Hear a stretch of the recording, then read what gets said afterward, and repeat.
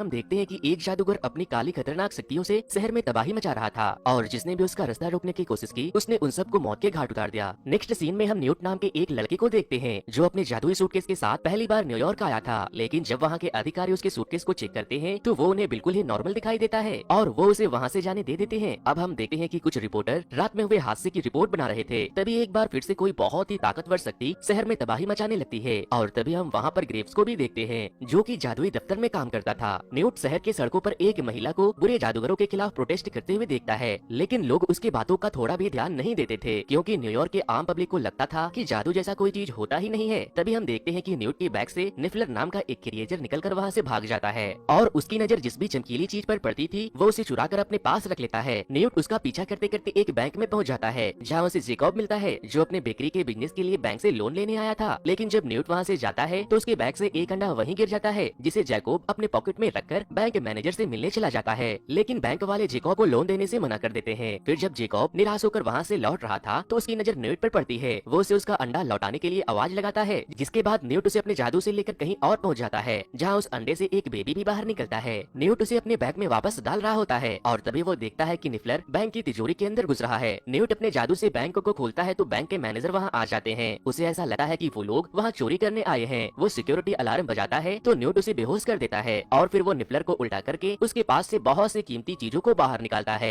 फिर जब वहाँ के सिक्योरिटी गार्ड पहुँचते हैं तो न्यूट जैकब के साथ साथ वहाँ से गायब हो जाता है। न्यूट कहता है कि तुम्हें इन सब में घसीटने के लिए सॉरी, मैं अभी तुम्हारी यादों को मिटा देता हूँ। न्यूट जैकब पर जादू कर पाता कि उससे पहले वो उसे मारकर वहाँ से भाग जाता है, लेकिन न्यूट को जादू करते हुए एक थीना नाम की लड़की ने देख लिया था। पुलिस वाले न्यूट के पीछे पड़े थे, इसीलिए थीना उसे गायब करके कहीं और लेकर जाती है। न्यूट जब पूछता है कि कौन हो तुम, तो वो बताती है कि मैं अमेरिका के जादुई समाज से हूँ और मैं एक इन्वेस्टिगेटर हूँ। वो उसे शहर में जादू और उस प्लेटिपस जैसे दिखने वाले क्रिएचर को खुले में छोड़ने के जुर्म में गिरफ्तार कर लेती है और वो उसे लंदन के मैजिक ऑफ इन्वेस्टिगेशन के डिपार्टमेंट में लेकर जाती है जहाँ जादू के कानून तोड़ने पर सजा दी जाती थी। इधर दूसरी तरफ हम देखते हैं कि जादू समाज की प्रेसिडेंट और ग्रेव्स शहर में हुए हादसे से परेशान थे क्योंकि वो लोग नहीं चाहते थे कि न्यूयॉर्क की आम जनता जादू के बारे में कुछ भी जाने। फिर जब ग्रेव्स थीना के कहने पर न्यूट के सूटकेस को चेक करते हैं तो उसमें उसे सिर्फ डोनट्स और पेस्ट्री ही दिखाई पड़ते हैं क्योंकि न्यूट का सूटकेस जैकब के साथ एक्सचेंज हो गया था। जैकब अपने घर ले जाकर जब उस सूटकेस को खोलता है तो उसमें से बहुत से क्रिएचर्स बाहर भाग जाते हैं और एक क्रिएचर जैकब को काट भी लेता है। जब न्यूट और थीना बैग की तलाश में वहाँ आते हैं तो जैकब को वहाँ घायल देखते हैं जिसे मुर्तलैब ने काट लिया था। जैकब बहुत बीमार हो जाता है, इसीलिए थीना उसे अपने घर लेकर जाती है, लेकिन इधर न्यूट के बैग से आजाद हुए जानवर शहर में तबाही मचा रहे थे।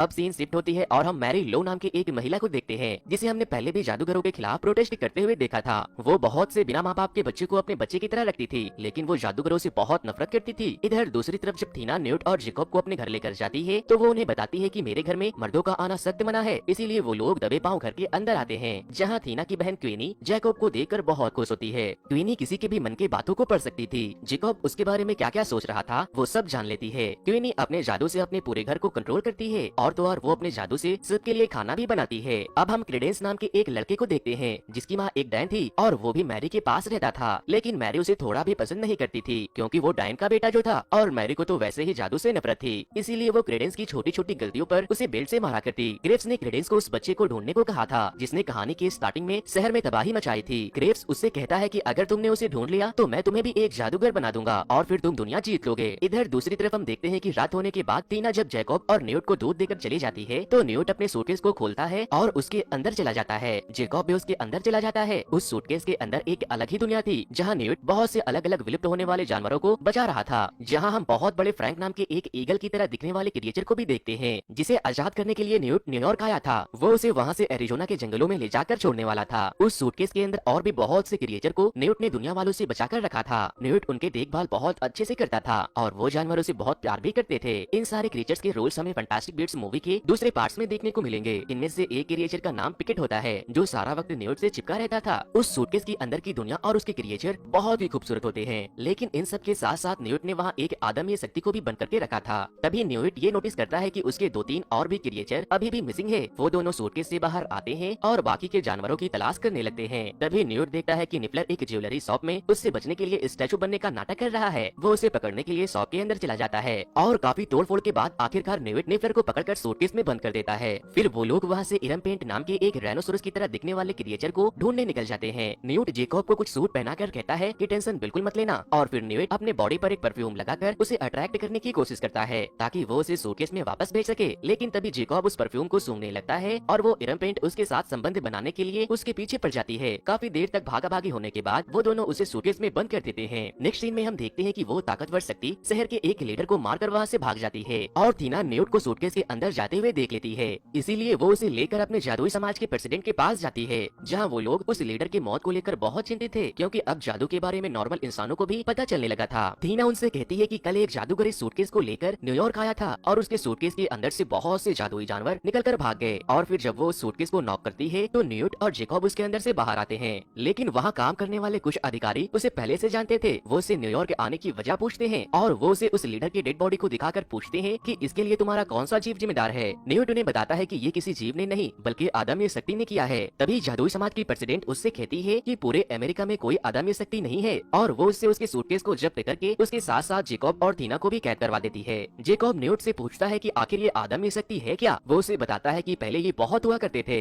लेकिन अब बस ये कुछ गिने चुने ही रह गए हैं। थीना बताती है कि जो जादूगर अपने जादू को काबू नहीं कर पाते वो बेलगाम बेकाबू अनिष्ट शक्ति बन जाते हैं, जो अचानक से किसी के ऊपर हमला करके कहीं गायब हो जाते हैं। लेकिन कोई भी अदम्य इंसान 10 सालों से ज्यादा दिन तक जिंदा नहीं रह सकता। फिर हम देखते हैं कि ग्रेव्स न्यूट को बुलाता है और उसके सूटकेस के अंदर से उस अदम्य शक्ति को निकालकर उसके बारे में पूछता है। न्यूट बताता है कि मैंने इसे एक अफ्रीकन लड़की से अलग कर दिया था और मैं इसे रिसर्च के लिए अपने घर लेकर जा रहा हूँ, लेकिन वो ये अदम्य शक्ति नहीं है जिसके बारे में तुम सोच रहे हो। ये किसी को भी नुकसान नहीं पहुंचा सकती। जिसके बाद ग्रेव्स उसे अदम्य शक्ति के जरिए शहर में तबाही मचाने के जुर्म में उसे और थीना दोनों को मौत की सजा दे देता है। लेकिन जब वो लोग उसे मारने वाले थे तो न्यूट अपने पिकेट और एक क्रिएचर की मदद से खुद को आजाद कर लेता है और उन पर हमला करके थीना को भी छुड़ा लेता है। इधर दूसरी तरफ हम देखते हैं कि जेकॉब और थीना मिलकर न्यूट के सूटकेस को चुराकर वहाँ से निकल जाते हैं और जब वो बाकी के लोगों से मिलती है तो उन्हें सूटकेस में बंद करके जादुई समाज की बिल्डिंग से बाहर निकल जाती है। न्यूट कहता है कि मेरे सारे जानवरों को पकड़कर मुझे आदमी इंसान को भी पकड़ना होगा, वरना जादुई समाज के लोग हमारे पीछे पड़े रहेंगे। न्यूट कहता है कि अब बस डूगल ही बचा है, लेकिन दिक्कत ये है कि वो कभी कभी ही दिखाई देता है। फिर थीना उसे नैरलॉक के बारे में बताती है, जो जादुई जानवर को खरीदने और बेचने का काम करता था।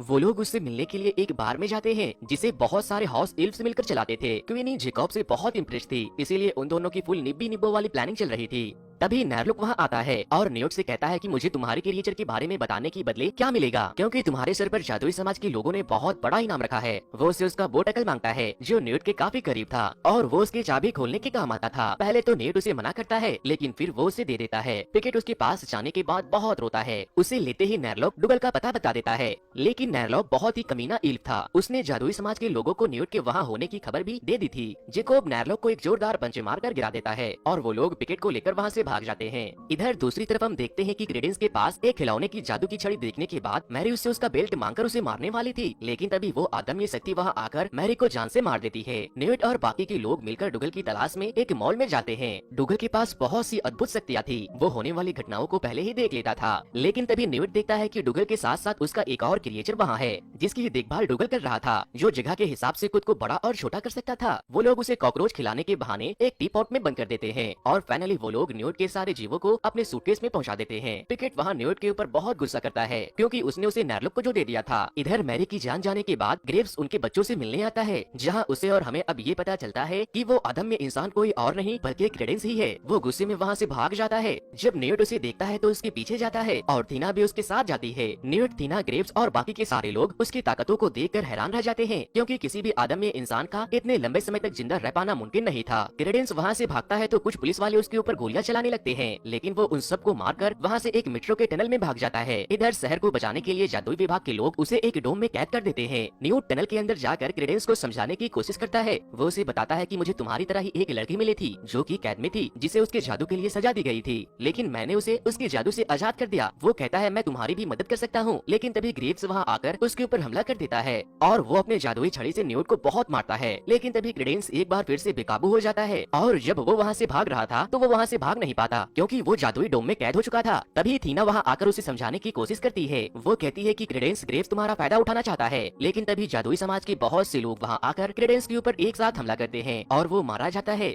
तभी जादुई समाज के लोगों के ऐसा करने पर ग्रेव्स की जादुई प्रेसिडेंट से बहस हो जाती है, जिसके बाद जादुई समाज की प्रेसिडेंट के कहने पर जब उनके लोग ग्रेव्स से उनकी छड़ी को लेने के लिए आगे बढ़ते हैं तो वो उनके ऊपर हमला कर देता है, लेकिन न्यूट ग्रेव्स के ऊपर हमला करके उसे कैद कर लेता है। और अब हमें ग्रेव्स का असली चेहरा देखने को मिलता है, जो कि ग्रेव्स के भेष में मिस्टर ग्रेनवर्ल्ड। और ये तो बस एक शुरुआत थी। ग्रेनवर्ल्ड कहते हैं कि तुम मुझे कब तक कैद में रख पाओगी। मूवी के एंड में हम क्रेडेंस को वहाँ से भागते हुए देखते हैं, जो कि शायद अभी भी जिंदा था। और जादुई समाज के लोग शहर को बिल्कुल पहले जैसा कर देते हैं।